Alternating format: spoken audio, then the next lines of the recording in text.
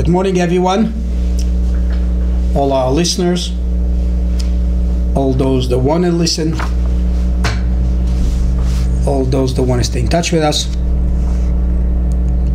We're coming into a new book, as we call it, a book of Exodus, Chumash Shemot, and the Parsha is called also Parshat Shemot. And what we're starting to learn is about the exile and redemption. But as we all know, that the main figurehead in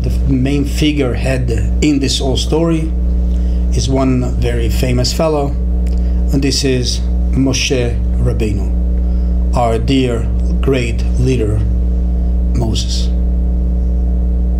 And in this parsha we're learning how Moses became and how he was appointed to be the leader of the Jews. How was he appointed to be the one to redeem Jews from exile? And as we know, as soon as God appointed him, he became the leader, when every leader until today is a part of the leadership of Moshe Rabbeinu. As we learn in Chassidus, there is the Moshe Rabbeinu in every generation. But we learning in this sixth parsha about the original, the first Moshe Rabbeinu, the first leader. So how did he become a leader? So we learn the Moshe Rabbeinu Aya Ro'et son. He was a shepherd by his father-in-law Jethro. And from being a shepherd, God chose them to become the shepherd of the Jews. And why? There is the Kabbalistic terminology, and the Kabbalah says that when he was a shepherd, all the sheep and goats and whatever else was there, each one had a soul, a neshama of one neshama of another, of a Jew, was all Jewish souls. And when he was a shepherd, yes, there was sheep, but really was all Jewish souls.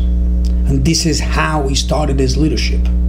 He first took care of them physically when they were sheep, and then later God chose them to take care of them also spiritually, the Jewish nation. But that's the Kabbalistic explanation. But explanation also goes very simple. We don't need Kabbalah, even though Kabbalah is very important, but we don't need Kabbalah only to be able to see it. We can see it also in a very literal level. How and why Moshe Rabbeinu was the one chosen to be our leader. And the story is that Moshe Rabbeinu, as being a shepherd, God saw how he takes care of his sheep, how he's devoted to them, how he cares for them. As the Midrash says, he would always make sure that when he brought him to eat the grass, he took the older one that the teeth were stronger in one direction and the younger ones in another direction. As the Midrash says, he made sure first the younger ones that the teeth are weak to give them very soft grass, and then he took the older ones that the teeth are strong and he gave him grass that's harder to eat, and so on and so forth. He was literally particular with every sheep. He made sure to take care of everyone in an individual level. And that's what the Midrash says. God says, wow, that's a beautiful shepherd. He's the one that should be the shepherd of my people. But until later we come to the great story in this expansion. And what was the story? That one day, one of the little babies running away. And the story is that Moshe Rabbeinu ran after her. And he ran after her. And finally caught her eating something. And Moshe Rabbeinu was talking to himself, was talking to her too. If that's what you want, I will just take you there. You wouldn't have to run. And God saw again, wow, that's a great guy. He cares so much for the well-being even of animals. he should be the leader of my people, he's definitely going to care for the well-being. And as the story goes in this expansion, while he was running after that little baby sheep to take care of her, that's when he saw that burning bush. And that's when God revealed himself. So the revelation of God to him was caused by his caring, and very much caring towards his sheep. And that's the reward of God. So the Rebbe spoke about it once, and the Rebbe said, this itself gives us a message. Besides the general message that when God sees someone able to take care of sheep like Moses, he says this should be the leader of the Jews, and this is how he became our leader. When, as we saw later, how he cared, concerned about the well-being of every person, every boy, girl, every adult, every woman, every man, everyone. We see even another deeper story. How when you do good for someone in a physical level, God takes care of you, not just takes care of you. But Moses, he revealed himself to him. The revelation of God to him was caused because of his kindness towards not even a human, to a sheep. And this brings us to the great famous story of the Tzemach Tzedek, the third Lubavitcher Rebbe. And he said a story about himself. He had a great holy grandfather, and this was the Alter Rebbe.